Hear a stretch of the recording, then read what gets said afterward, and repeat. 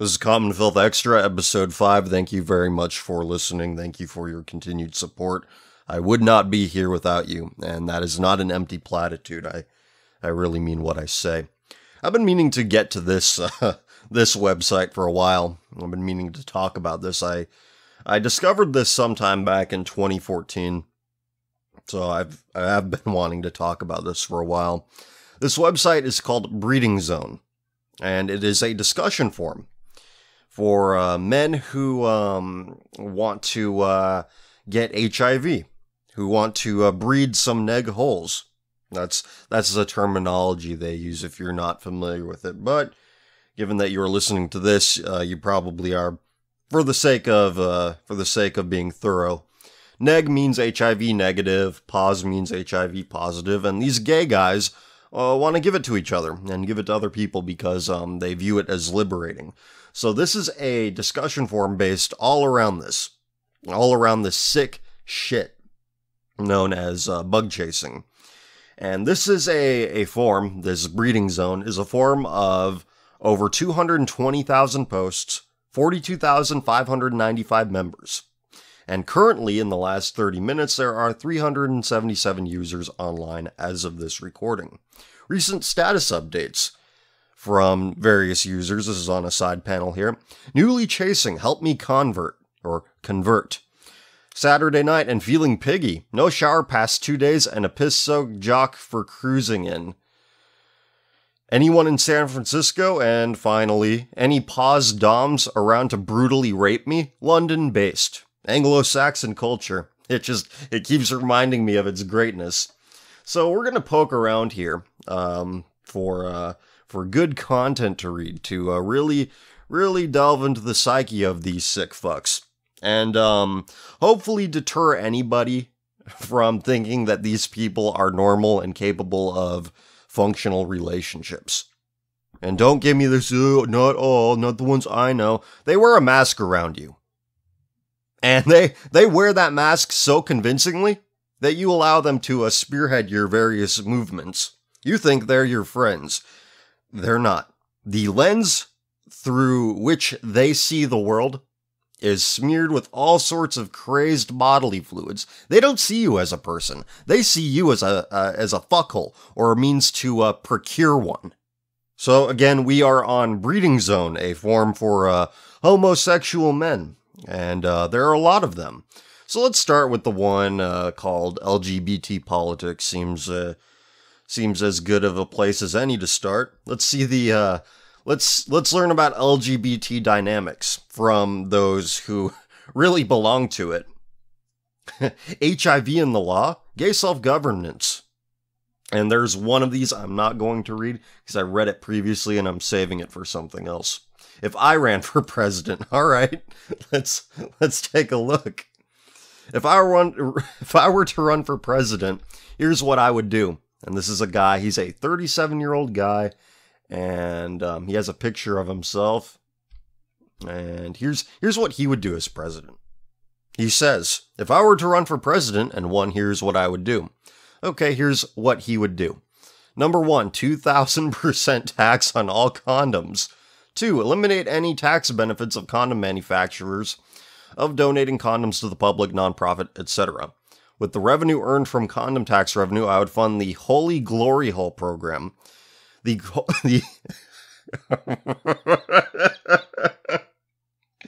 I can't take it. I'm already about to lose my shit. Okay. He continues. The Glory Hole program would renovate old and abandoned churches and turn them into men's sexual re-education facilities. Now I'm going to repeat that. The Glory Hole program would renovate old and abandoned churches and turn them into men's sexual re-education facilities. Among these glory holes would be constructed inside said premises. Also, to rebuild our crumbling infrastructure, I would make it mandatory that all contracts for restroom construction would include ventilation orifices built into all public restroom partition walls. So, in short, fuck the freeways, we need great state-of-the-art rest stop facilities. This is what truckers are doing to each other in your nation's truck stops. Okay, safe sex education would be eliminated from all public schools. Bathhouse, gay bars, and the like would receive 501(c) status, nonprofit. Consider this as part but not all reparations for homosexual discrimination. Holy shit. All members of Congress who voted for Defense of Marriage Act would be incarcerated for crimes against the people of the USA. Their assets would be seized. This is how they view you, everyone. These people, this is what they want to do with you. They aren't your friends. And this guy probably has a bunch of people who are like, yeah, I agree. We should jail those cisheads. He continues, there's more. All federal prisons would be controlled by gay-only staff. All federal prisons would be controlled by gay-only staff, everyone. Sex would be considered a human right. Sex would be allowed in prisons. Lube would be provided and funded by the condom tax. Condoms would be considered contraband. The FCC would be disbanded. Censorship would be outlawed. Gay education TV channels would receive federal funding. PBS would be gone. Sorry, Big Bird. Oh, not Big Bird.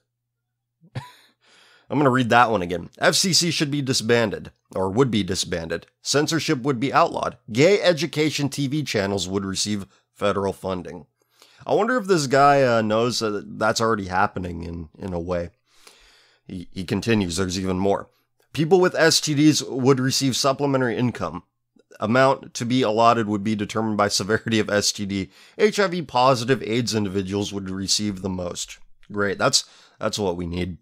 It's a very pressing issue.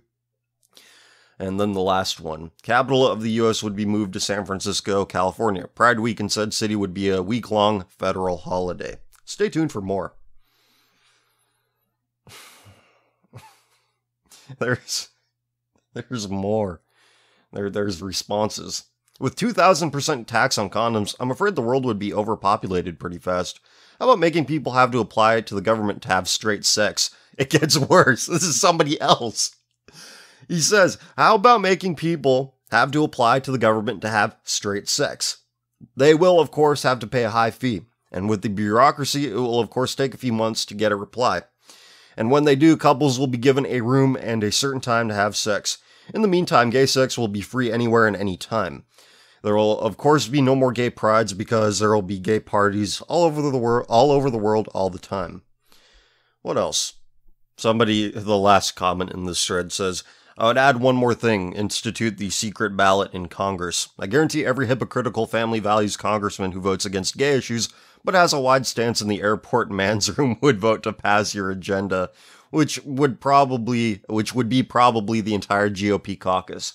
Now, I actually kind of agree with this. The right wing, be it the GOP or certain alternative aspects of it, is incredibly homosexual. It's the faggiest goddamn thing I've ever seen, to borrow a phrase from Richard Nixon. So this is what happens when you're around a bunch of political nerds, people who deal entirely in abstractions. They start viewing people as, well, they end up posting on Breeding Zone. That's what happens. There's another thread here called Meet Britain's First HIV Positive Parliamentary Candidate. Anglo-Saxon culture. What else? All-out requests help against Islamic State to help gays. If that's what we're going to fight World War III over, kill me now. I'm not dying in that war. And here we have a thread about them whining about some homosexual getting sentenced to 30 years in prison for raping an underage boy and not disclosing his HIV status. And there's one comment here by a 68-year-old. Well, paused grandpas aren't though paused grandpas, they're just a small minority. Don't worry about it. They don't actually exist. It's just a canard invented by Common Filth. He says, I got into a bad situation some time back. I was on an online greet and meet site, and I got an email from a young man who wanted to get together and have me fuck him. This is difficult. See, look, I'm getting, just by looking at my monitor, I'm coming down with something.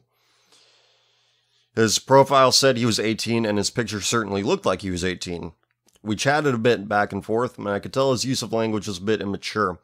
I thought it might be from growing up in a small town. He said he had met up with a man before me who fucked him in his car bareback. He said it hurt, but he obviously wanted more. I agreed to pick him up at a small town park where he lived and set the date and time. I was there, but he wasn't.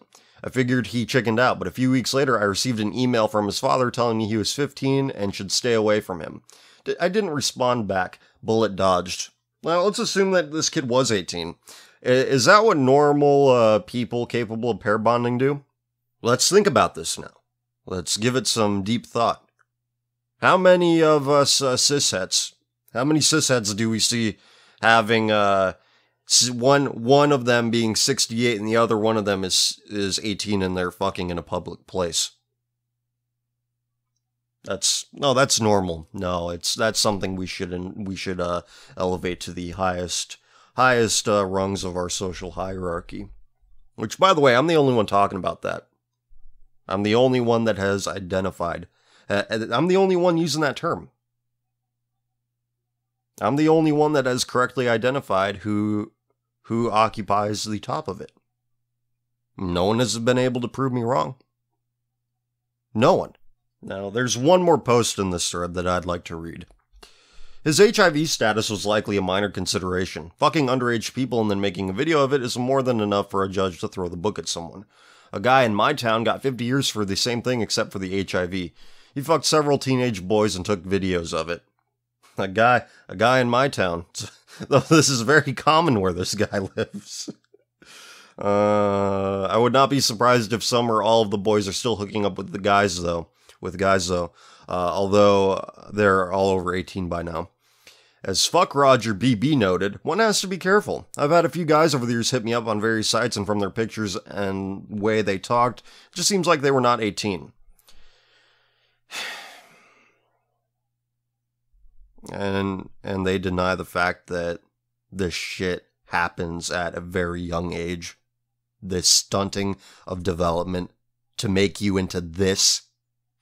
To make you into somebody who posts on a site called Breeding Zone. To make you adopt a lifestyle oriented around this. There's something clearly fundamentally damaged about all of these people. And not just the ones that are posting on this forum. To have this impulse is a sign of severe dysfunction.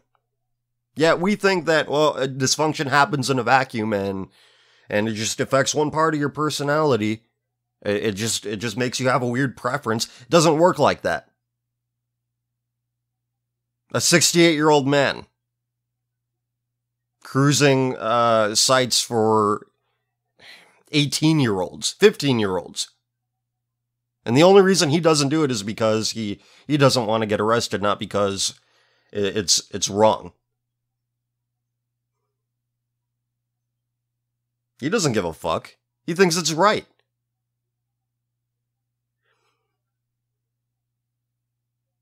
And no one understands this. Everyone thinks that it's for a preference. Sure, let him be in charge. Fucking, I'm disgusted by the fact that I'm fucking disgusted by the fact that people who should know better associate with this shit.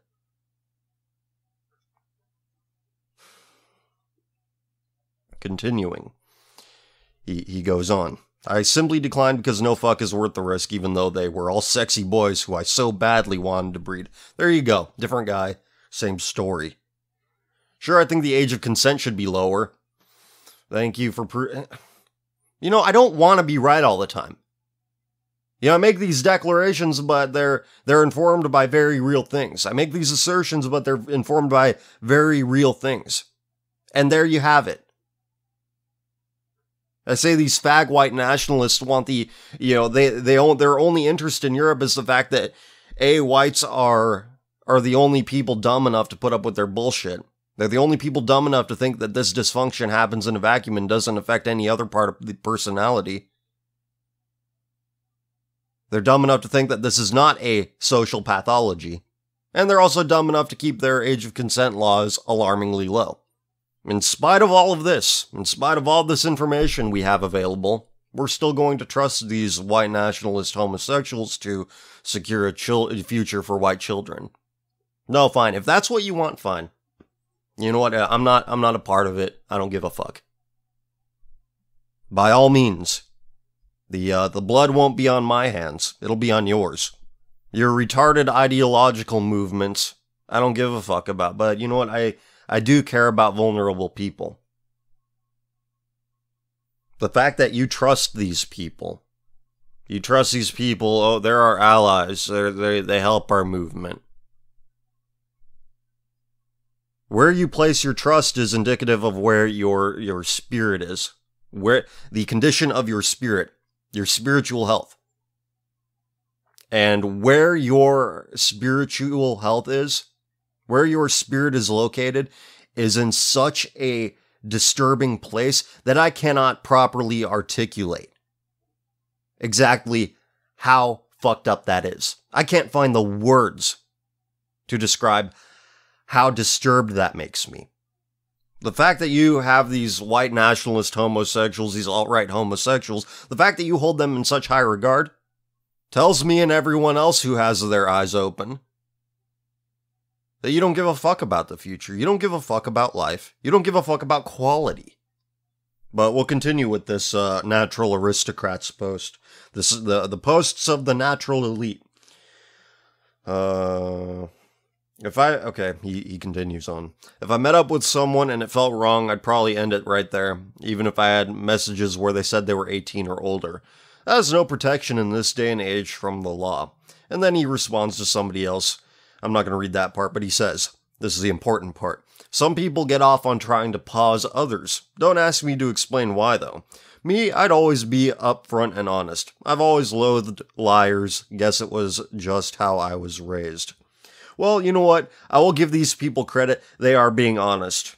Unlike most homosexuals who, again, wear a mask where it fools many people. This mask fools many people. And just look in any comment section on any Facebook page and you'll find it. This is what young people worship. So I'll take their word for it. I'll take their word when it comes to this poll. How old were you when you took your first load? How old were you when you took your first load? Let's take a look at the results here. How old were you when you took your first load in your ass? Of everyone who has voted, 53.11% said under 18. Over half. The rest of the votes being split up amongst the categories 18 to 20 with 18.94% and 21 to 24 with 11.85%. And there are some lesser percentages, 25 to 29, 7%, 30 to 34, 3.72%, 35 to 39, 3.03%, 40 to 45, 1.64%, and over 45, 0.69%. What a way to have a midlife crisis. I had a breakdown, and now I'm a pause pig. And here's one of the responses. I'm not making this shit up.